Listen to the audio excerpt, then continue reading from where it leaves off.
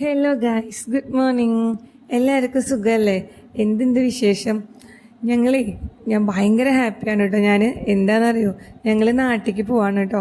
പെട്ടെന്നുള്ളൊരു തീരുമാനമായിരുന്നു. 1 വീക്കിൽ വന്നൊരു ഡിസിഷനാണ്. എന്നാൽ പിന്നെ നാട്ടിലേക്ക് പോവാം എന്ന് ഞാനും മോളും കൂടി ആദ്യം പോകാമെന്നാണ് വിചാരിച്ചിരുന്നത്. നമുക്ക് ടിക്കറ്റ് ഫെയർ നോക്കുമ്പോൾ ഭയങ്കര ഹൈ ആയിരുന്നു. അപ്പോൾ അങ്ങനെ വിചാരിച്ചായിരുന്നു. പിന്നെ ലാസ്റ്റ് നേരത്ത് ഡിസിഷനും പ്ലാനൊക്കെ മാറ്റി 3 പേരും പോവാം എന്ന് കരുതി കേട്ടോ. അങ്ങനെ ഞങ്ങൾ വീടൊക്കെ പൂട്ടി എല്ലാം സെറ്റ് ചെയ്തൊക്കെ ഇറങ്ങി. നമ്മൾ തലേ ദിവസം ഇറങ്ങി. കാരണം നമ്മൾ ട്രെയിനിലാണ് നമ്മൾ വിയന്ന എയർപോർട്ടിലേക്ക് പോകുന്നത്. നമ്മുടെ ടിക്കറ്റ് എടുത്താണ് നമ്മൾ ഓസ്ട്രിയ ടു ഡൽഹി ടു കൊച്ചിയാണ് എടുത്തത്. അപ്പോൾ നമ്മൾ വിയന്നയിലേക്ക് ബസ്സിനും പോവാം, പിന്നെ ട്രെയിനും പോവാം. അപ്പോൾ ഞങ്ങളെടുത്ത ട്രെയിനാണ്. സുഖമായിട്ട് നമുക്ക് കാലൊക്കെ നീട്ടിയിരിക്കാം, ഒക്കെ ഒരു ഇച്ചിരി നല്ലതാണല്ലോ. അപ്പം നമ്മൾ പ്രാഹ ഹാൽവിനി നദ്രാസിൽ നിന്ന് നമ്മൾ ട്രെയിൻ കയറി. ഒരു 5 മണിക്കൂറായിരുന്നു ആ ട്രെയിനിൽ സ്പെൻഡ് ചെയ്യേണ്ടി വന്നത് കേട്ടോ. അത് ഇച്ചിരി നമുക്ക് അടിപൊളിയായിരുന്നു. കാരണം അങ്ങനെ ഒരു യാത്ര ഞാൻ ഒരു മനസ്സിൽ ആഗ്രഹിച്ചിരുന്നതാണ് കേട്ടോ. കാരണം ഉണ്ണിയുടെയും ഹസ്ബൻഡിൻ്റെയും കൂടെ പോകണം, നമ്മൾ മാത്രമായിട്ടുള്ളൊരു ഇത്. അത് സത്യം പറഞ്ഞാൽ നന്നായിട്ട് എൻജോയ് ചെയ്തു എന്ന് തന്നെ വേണമെങ്കിൽ പറയാം കേട്ടോ. അങ്ങനെ ഞങ്ങൾ പിന്നെ വിയന്ന ഹബ്ബിലെത്തി. അവിടെ നിന്നും 2 ട്രെയിൻ നമുക്ക് പിടിക്കേണ്ടി വന്നു. ഒരു 2 മിനിറ്റും 20 മിനിറ്റും ഉള്ളത്. പക്ഷെ അതൊക്കെ വളരെ ഈസി ആയിരുന്നു.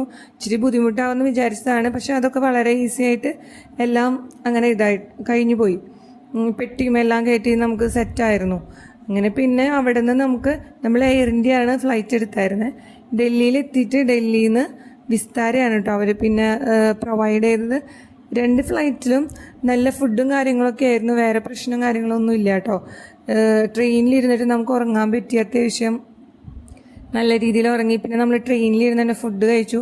പക്ഷേ നമ്മൾ ടൈമിങ്ങിനല്ല ഫുഡ് കഴിച്ചത്. ഒരു കയറി കഴിഞ്ഞ് പിന്നെ ഒരു 12 മണി പുലർച്ച ആ ഒരു ടൈമൊക്കെ ആയിട്ടോ നമ്മൾ ഫുഡ് കഴിച്ചു ഒന്ന് സെറ്റായൊക്കെ വന്നപ്പോൾ. പിന്നെ നമ്മൾ അങ്ങനെ ട്രാവൽ ചെയ്ത് പിന്നെ വിയന്ന എയർപോർട്ടിലെത്തി. വിയന്ന എയർപോർട്ടിൽ കുറച്ച് നമുക്കൊരു ലേ ഓവർ ഉണ്ടായിരുന്നു. ആ ഒരു ഇതിൽ കുറച്ച് ബുദ്ധിമുട്ടായിരുന്നു. കാരണം എനിക്ക് കുറച്ച് ഗ്യാസൊക്കെ കയറി ഇച്ചിരി പ്രശ്നമായി, ഛർദിയും കാര്യങ്ങളൊക്കെ ആയി. എന്നിരുന്നാലും വലിയ കുഴപ്പമുണ്ടായിരുന്നില്ല. ഫ്ലൈറ്റ് കയറാൻ നേരത്തിനായപ്പോഴേക്കും എന്താ പറയുക, ഒരു കുഴപ്പമുണ്ടായിരുന്നില്ല. ഏട്ടൻ എനിക്ക് അപ്പോഴേക്കും സോഡയും ഒക്കെ കൊണ്ടുവന്നായിരുന്നു കേട്ടോ. അപ്പോൾ പിന്നെ വലിയ പ്രശ്നം ഉണ്ടായിരുന്നില്ല. അങ്ങനെ നമ്മൾ അവിടെ എത്തി.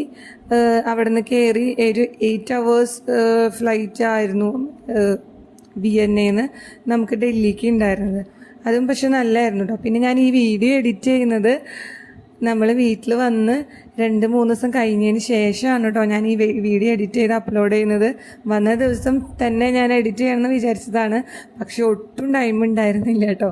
പിന്നെ ഞാൻ ഫ്ലൈറ്റിലും എല്ലാതും നമുക്കൊന്ന് എടുക്കണം, വീഡിയോസൊക്കെ എടുക്കണമെന്ന് വിചാരിച്ചു. പക്ഷേ ഫോണിൽ ചാർജ് ഉണ്ടായിരുന്നില്ല. പിന്നെ എൻ്റെ ഫോൺ കുത്താനുള്ളൊരു സൗകര്യം അവിടെ ഉണ്ടായിരുന്നില്ല. അപ്പോൾ അതുകൊണ്ടാണ് കേട്ടോ. അപ്പോൾ ആ ഒരു എന്താ പറയുക, ഒരു ഇത് ഞാൻ പോകുന്ന സമയത്ത് എടുക്കാമെന്ന് വിചാരിച്ചിട്ടുണ്ട് സെറ്റ് ചെയ്ത്.